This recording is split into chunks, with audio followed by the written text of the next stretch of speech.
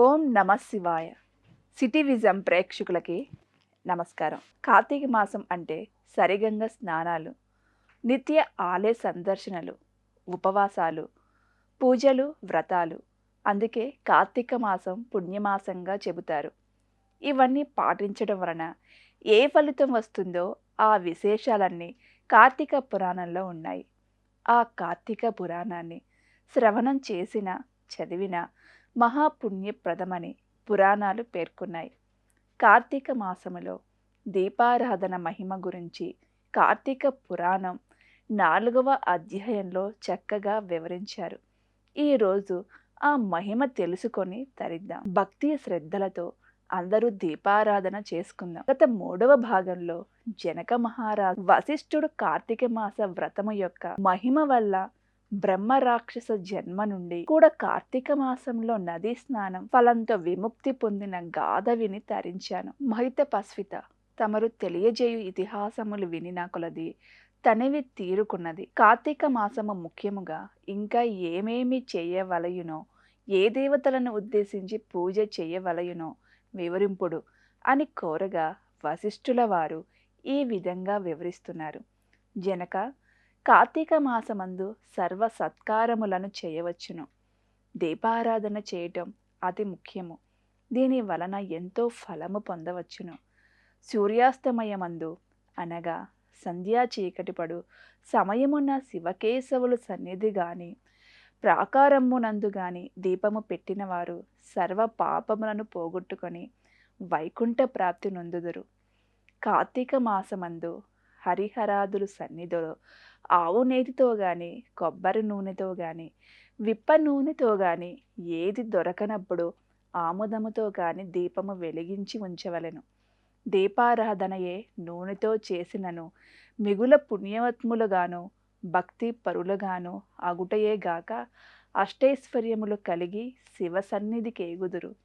ఆ మహత్వాన్ని తెలిపే ఒక కథ గలదు, వినుము. శత్రుజిత్ అనే ఒక రాజు కథ గురించి తెలుసుకుందాం. పూర్వము పాంచాల దేశమును పాలించుచున్న రాజుకు సంతతి లేక అనేక యజ్ఞ యాగాదులు చేసి తుదకు విసుగు చెంది తీరమున నిష్ఠతో తపమాచరించుచుండగా అచ్చటకు పీకేదుడను మునిపుంగవుడు వచ్చి, పాంచాల రాజా, నీవెందులకింత తపమాచరించుచున్నావు? నీ కోరిక ఏమి అని ప్రశ్నించగా, ఋషి పుంగవ, నాకు అష్ట ఐశ్వర్యములు, రాజ్యము, సంపద ఉన్నను నా వంశము నిల్పుటకు పుత్ర సంతానము లేక కృంగి కృషించి ఈ తీర్థస్థానమున తపమాచరించుచున్నాను అని చెప్పాను. అంత మునిపుంగవుడు, ఓయి, కార్తీక మాసమున శివ సన్నిధి శివదేవుని ప్రీతి కొరకు దీపారాధన చేసి ఎడల నీ కోరిక వేరగలదు అని చెప్పి వెడలిపోయాను.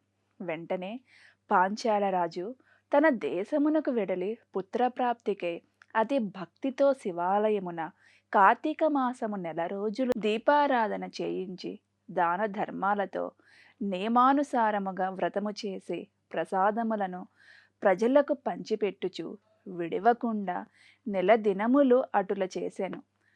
తత్పుణ్య కార్యముల వలన ఆ రాజు భార్య గర్భవతి అయి క్రమముగా 9 మాసములు నిండిన తర్వాత ఒక శుభముహూర్తమునొకన కుమారుడు గనెను. రాజ కుటుంబీకులు మిగులు సంతోషించి తమ దేశమంతటను పుత్రోత్సవములు చేయించి బ్రాహ్మణులకు దాన ధర్మాలు చేసి ఆ బాలునకు శత్రుజి అని నామకరణమును చేయించి అమిత గారాభముతో పెంచుచుండిరి.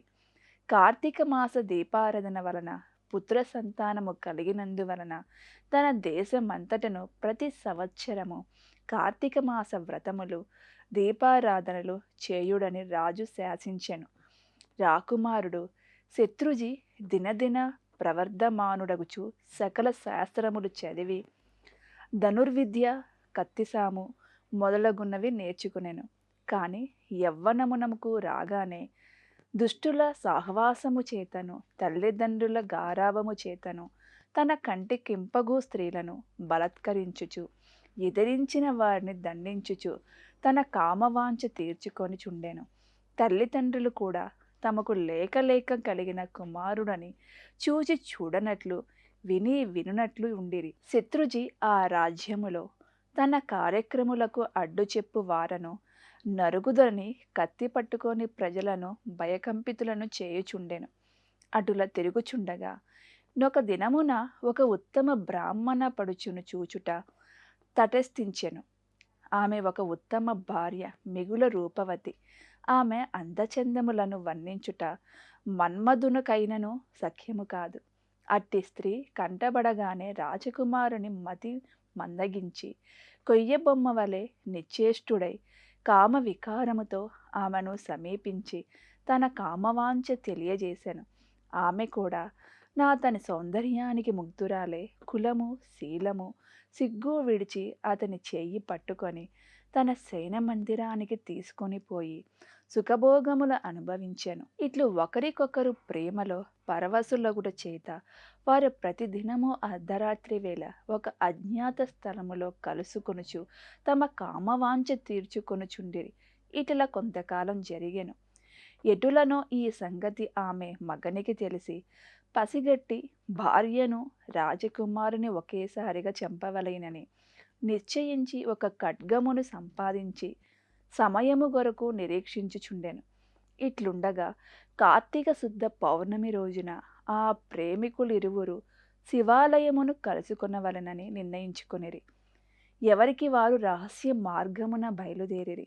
ఈ సంగతి ఎటులో పసిగట్టిన బ్రాహ్మణుడు అంతకు ముందే కత్తితో సహా బయలుదేరి గర్భగుడిలో దాగియుండెను. ఆ కాముకులిద్దరూ గుడిలో కలుసుకొని గాఢ ఆలింగనమొనర్చు కొన్ని సమయమున చీకటిగా ఉన్నది. దీపముండిన బాగుండును గదా అని రాకుమారుడనగా ఆమె తన పైట చెంగును చించి అక్కడనున్న ఆముదపు ప్రమిదిలో ముంచి దీపము వెలిగించెను.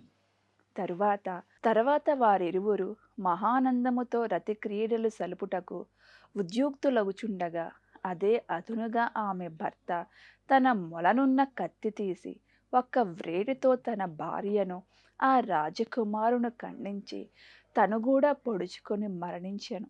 వారి పుణ్యం కొలది ఆ రోజు కార్తీక శుద్ధ పౌర్ణమి సోమవారమగుట వలన ఆ రోజు ముగ్గురును చనిపోవుట వలనను శివదూతలు ప్రేమికులిరువురిని తీసుకొని పోవుటకును యమదూతలు బ్రాహ్మణుని తీసుకొని పోవుటకు అక్కడకు వచ్చిరి.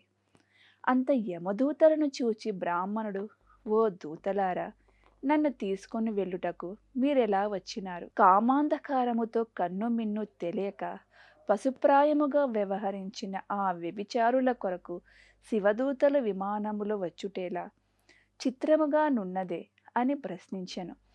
అంత యమకింకరులు, ఓ బాపడ, ఎవరెంతటి నీచునులైనను ఈ పవిత్ర దినమున కార్తీక పౌర్ణమి సోమవారపు దినమున తెలిసో తెలియకో శివాలయములో శివుని సన్నిధిన దీపం వెలిగించుట వలన అప్పటి వరకు వారు చేసిన పాపములన్నీయును నశించిపోయునని, కావున వారిని కైలాసమునకు తీసుకొని పోవుటకు శివదూతలు వచ్చినారు అని చెప్పగా ఈ సంభాషణ అంతయు వినుచున్న రాజకుమారుడు, అలా ఎన్నటికీ జరగనివ్వను. తప్పొప్పులు ఎలాగున్నప్పటికీ మేము ముగ్గురమును ఒకే సమయములో ఒకే స్థలములో మరణించితిమి కనుక ఆ ఫలము మా ఇద్దరికి వర్తింపవలసినదే అని తాము చేసిన దీపారాధన ఫలములో కొంత ఆ బ్రాహ్మణునకు దానము చేసెను. వెంటనే అతనిని కూడా పుష్పక విమానమెక్కించి శివ సాన్నిధ్యమునకు చేర్చిరి. వింటివా రాజా, శివాలయములో దీపారాధన చేయుట వలన ఆ ప్రేమికులు పాపములు పోవుటయే గాక కైలాస ప్రాప్తి కూడా కలిగెను. కావున కార్తీక మాసంలో నక్షత్రమాలయందు దీపముంచిన వారు జన్మరాహిత్య మొందెదురు. ఈ భాగంలోని దీపారాధన ఫల వృత్తాంతం స్కాంద పురాణంలో 4వ రోజు అధ్యాయము. నేటి రోజు కార్తీక పురాణ పారాయణము సమాప్తము అయ్యింది. 5వ భాగంలో ఏమి చెప్పబడిందో రేపటి భాగంలో తెలుసుకుందాం. ఓం నమ శివాయ.